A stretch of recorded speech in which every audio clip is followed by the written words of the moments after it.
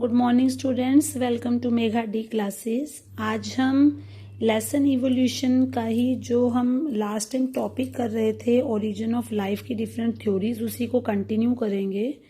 तो first part में मैंने आपको बताया था कि ओरिजिन ऑफ लाइफ के लिए अलग अलग फिलोसफर्स ने, अलग अलग साइंटिस्ट ने अपनी अलग अलग थ्योरीज दी थी।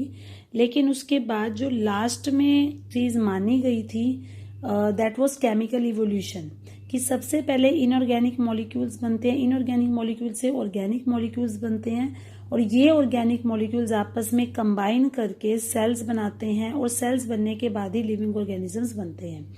तो केमिकल इवोल्यूशन हम रीड कर चुके थे, पढ़ चुके थे कि किस तरीके से जो अर्थ है, जैसे जैसे वो ठंडी हुई तो उस पर पाए जाने वाले जो लाइटर एलिमेंट्स थे, जैसे हाइड्रोजन, ऑक्सीजन, नाइट्रोजन, कार्बन, उन्होंने आपस में रिएक्ट करके मॉलिक्यूल्स बनाए, इनऑर्गेनिक मॉलिक्यूल्स बनाए, और डिफरेंट टाइप की गैसेस बनाई थी। और इस सारे काम के लिए जो एनर्जी है वो सनलाइट से या लाइटनिंग से या वोल्केनिक एरप्शंस के थ्रू आई थी।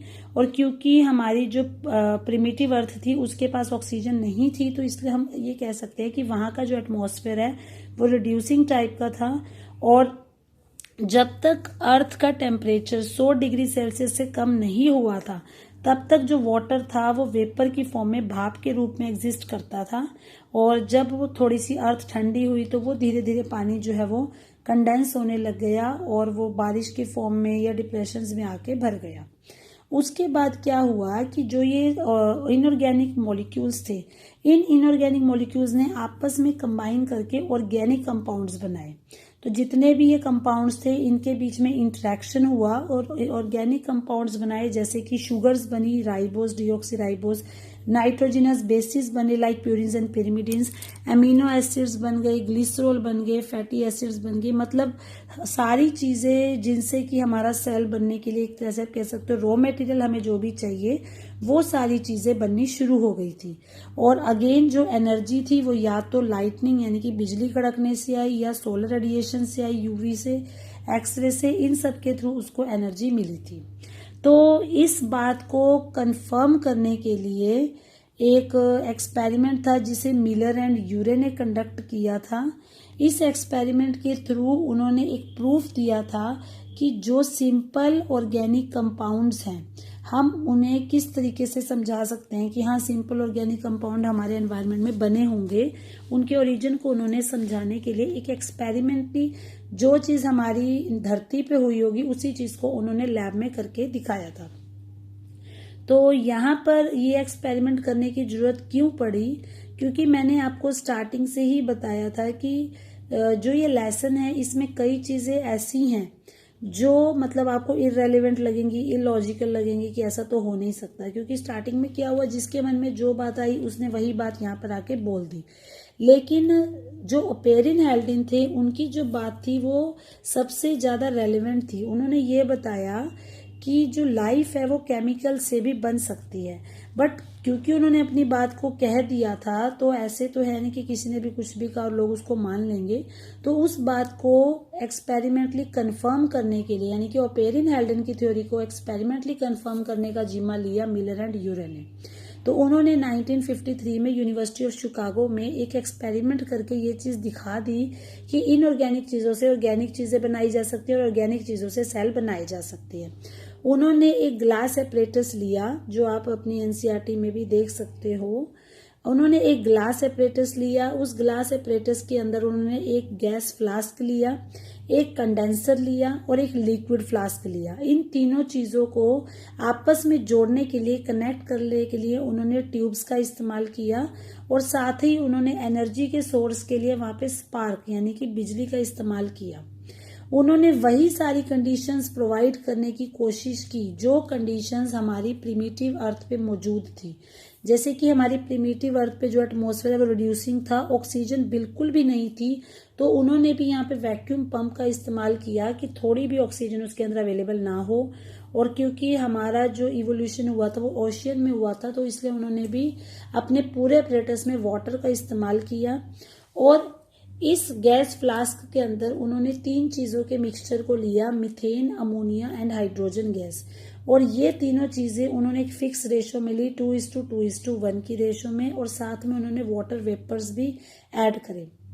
इलेक्ट्रिक स्पार्क की फॉर्म में एनर्जी दी, मतलब उन्होंने 75,000 वोल्ट के वहां पे इलेक्ट्रोड्स का इस्तेमाल किया, जिससे जब चिंगारी निकलेगी, स्पार्क निकलेगी, तो वो एनर्जी प्रोवाइड करेगी।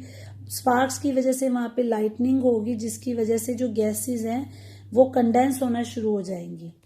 तो ये एक्सपेरिमेंट लगभग 1 हफ्ते तक चला था, और फिर उन्होंने देखा कि फ्लास्क के अंदर ऑर्गेनिक मॉलिक्यूल्स बनने शुरू हो गए हैं। तो यहाँ पर आप ये मान सकते हो कि जो फ्लास्क उन्होंने इस्तेमाल की थी, वो फ्लास्क एक तरह से एटमॉस्फेयर का काम कर रही थी, क्योंकि उसमें सारी गैसेस को लिया गया था, और जैसे ही उनको एनर्जी मिली वो कंडेंस हो गई, जिस तरीके से हमारे यहाँ बारिश आती है कंडेंसेशन से। और लिक्विड फ्लास्क, मतलब उसके अंदर सारा पानी भरा हुआ था, तो उसने ओशियन का काम किया। तो आप ये कह सकते हो सेम वही कंडीशंस प्रोवाइड करने की कोशिश की गई जो कंडीशंस हमारी अर्थ पे मौजूद थी। और यहाँ पर ये देखा गया कि जितने भी सिंपल ऑर्गेनिक मॉलिक्यूल्स थे, जैसे अभी मैंने आपको बताया नाइट्रोजनस बेसिस थे, शुगर्स थी, एमिनो एसिड्स थे, फिर उन सारी ऑर्गेनिक चीजों ने, सिंपल ऑर्गेनिक चीजों ने आपस में बाइंडिंग करनी शुरू कर दी और कॉम्प्लेक्स ऑर्गेनिक मॉलिक्यूल्स बनाने शुरू कर दिए। जैसे शुगर्स थी, शुगर ने बाइंड होकर स्टार्च बनाया, एमिनो एसिड्स ने बाइंड होकर प्रोटीन्स बनाए, फैटी एसिड्स ने बाइंड होकर फैट्स बनाए, और नाइट्रोजनस बेसिस ने बाइंड होकर न्यूक्लिक एसिड्स बनाए। और यही सारी चीजें जो है हमारे सेल के अंदर प्रेजेंट होती हैं। तो जैसे कि आप अपने एनसीईआरटी की बुक में भी डायग्राम देख सकते हैं, ये मिलर एंड यूरे का एपरेटस था जो उन्होंने एक्सपेरिमेंट कंडक्ट करने के लिए यूज किया था। यहाँ पर ये उनकी गैस फ्लास्क है, जिसके अंदर उन्होंने मीथेन, अमोनिया और हाइड्रोजन गैसेस को 2:2:1 की रेशो में लिया था। यहाँ पे 2 इलेक्ट्रोड्स का इस्तेमाल किया गया था, ताकि 75,000 वोल्ट तक का वहाँ पे करंट प्रोड्यूस किया जा सके। जब ये आपस में टकराएंगी तो चिंगारी बनेगी, जिससे एनर्जी मिलेगी। कंडेंसर का यूज किया गया था, ताकि जिस तरीके से हम ये कह सकते हैं प्रिमिटिव अर्थ पे बारिश आती थी, उस तरीके से यहाँ पे कंडेंसर यूज किया गया। यहाँ से इसमें वाटर अंदर डाला जाता था और यहाँ से वाटर बाहर निकाला जाता था। यहाँ पे बॉइलिंग वाटर यूज किया गया, क्योंकि टेम्परेचर बहुत ज़्यादा हाई था, तो जो वाटर है वो जनरली वेपर्स की फॉर्म में अवेलेबल था। इधर वैक्यूम पंप का इस्तेमाल किया गया, ताकि इसके अंदर बिल्कुल भी ऑक्सीजन ना रहे, बिल्कुल रिड्यूसिंग एनवायरनमेंट प्रोवाइड किया जा सके। और यहाँ पर ये देखा गया कि जब ये सारे एक्सपेरिमेंट होने के बाद वाटर बना, उस वाटर के अंदर ऑर्गेनिक कंपाउंड्स मौजूद थे, जो भी मैंने आपको बताया, एमिनो एसिड्स थे, सिंपल शुगर्स थी, नाइट्रोजनस बेसिस थे, फैटी एसिड्स थे। फिर उन्हीं ने आपस में रिएक्ट करके कॉम्प्लेक्स ऑर्गेनिक कंपाउंड्स बनाए, जैसे स्टार्च बनाई, फैट बनाए, प्रोटीन्स बनाए और न्यूक्लिक एसिड बनाए, जिनसे हमारा सेल जो है वो मिलकर बनता है। अब जब उससे कॉम्प्लेक्स ऑर्गेनिक कंपाउंड्स बन गए, फिर वहां पे कोसर्वेट्स बने। अब ये कोसर्वेट्स क्या होता है, जो ये लार्ज ऑर्गेनिक मॉलिक्यूल्स थे, ये एक दूसरे के पास आए, क्योंकि इनमें इंटरमोलिकुलर अट्रैक्शन थी, और आपस में आके इन्होंने कोलॉइडल एग्रीगेट्स, मतलब कि बहुत बड़े बड़े क्लम्प्स बना लिए, गुच्छे बना लिए, जिसे सिडनी फॉक्स साइंटिस्ट ने माइक्रोस्फीयर का नाम दिया, लेकिन ओपेरिन ने उनको नाम दिया कोसर्वेट्स। यानी कि जब ये सारे ऑर्गेनिक कंपाउंड्स आपस में जुड़कर एक बंच, एक गुच्छा बना लेते हैं, तो उसे आप कोसर्वेट्स बोल सकते हो। तो हर एक कोसर्वेट में जितने भी मैक्रोमोलिक्यूल्स थे, उनका एक क्लस्टर था, मतलब एक गुच्छा था, और उसके बाहर एक मेम्ब्रेन थी जो उसको कवर करती थी। इसके अंदर proteins, nucleic acid, lipids, polysaccharides, ये सारे मैक्रोमोलिक्यूल्स का मिक्सचर मौजूद था। जिस तरीके से बैक्टीरिया में बडिंग होती है, उस तरीके से ये कोसर्वेट्स भी डिवाइड होते रहते हैं, और डिवाइड होते होते छोटे छोटे पार्ट्स बना दिए। तो हम ये कह सकते हैं कि सबसे पहले जो सेल्स हमारी धरती पर बने थे, वो इन्हीं कोसर्वेट से बने थे। तो ओपेरिन के अकॉर्डिंगली कोसर्वेट्स ही वो मॉलिक्यूल्स हैं जिन्होंने सेल्स को बनाया था। मतलब सेल्स बनने से पहले कोसर्वेट्स बने, क्योंकि सारे ऑर्गेनिक मॉलिक्यूल्स उसमें पाए जाते थे। इसके बाद ये तो था केमिकल इवोल्यूशन, जिसमें हमने ये पढ़ा कि सेल्स कैसे बने। अब उन सेल से लिविंग ऑर्गेनिज्म कैसे बने, उसे हम बोलते हैं बायोलॉजिकल इवोल्यूशन। तो सबसे पहला जो लिविंग सेल बना था, उसे प्रोटोसेल या ईओबायोन्ट का नाम दिया गया। इस सेल के अंदर जो हेरिडिटरी मॉलिक्यूल है वो आरएनए था। फिर उस आरएनए से डीएनए बना, फिर डीएनए की रेप्लिकेशन हुई, उस रेप्लिकेशन प्रोसेस में कुछ म्यूटेशंस, कुछ चेंजेस हुए, जिसकी वजह से जो प्रोटोसेल्स थे उनका स्ट्रक्चर और ज्यादा कॉम्प्लेक्स हो गया और उन्होंने अपने आप को प्रोकैरियोटिक सेल्स में बदल लिया।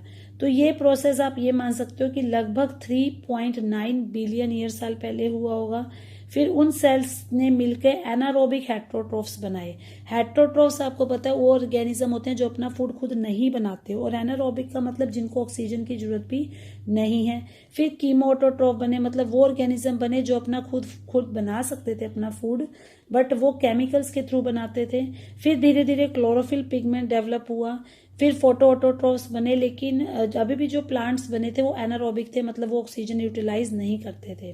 फिर लगभग 2.5 बिलियन ईयर साल पहले हमारी धरती पर ऑक्सीजन बननी शुरू हुई, उससे ब्लू ग्रीन एल्गी जो है वो बने। फिर उससे यूकैरियोटिक सेल्स बने लगभग 1.9 बिलियन ईयर्स पहले, और यूकैरियोटिक सेल्स बनते ही फिर यूनिसेल्यूलर और मल्टी सेल्यूलर ऑर्गेनिज्म बने लगभग 1 बिलियन ईयर्स पहले। और उसके बाद फिर धीरे धीरे जितने भी प्लांट्स और फंजाई थे उन्होंने हमारी पूरी धरती को और कॉलोनाइज, मतलब एरियाज में अपने आप को एक्वायर करना शुरू कर दिया। तो ये काम लगभग 0.47 बिलियन ईयर्स एगो हुआ था। तो ये जो बच्चों इस टाइप के क्वेश्चंस हैं ये आपके हो सकता है बोर्ड एग्जाम में इतना डिटेल में ना पूछा जाए, बट जो आपका नीट का एग्जाम होता है जिसको आप मेडिकल के लिए दोगे उसमें इस टाइप के क्वेश्चंस आपको जनरली मिल सकते हैं। तो उस पॉइंट ऑफ व्यू से आपको इनको करना है। अगर बोर्ड में आप इतना ज्यादा नहीं कर सकते तो आप थोड़ा सा ओवरव्यू लेकर भी जा सकते हैं।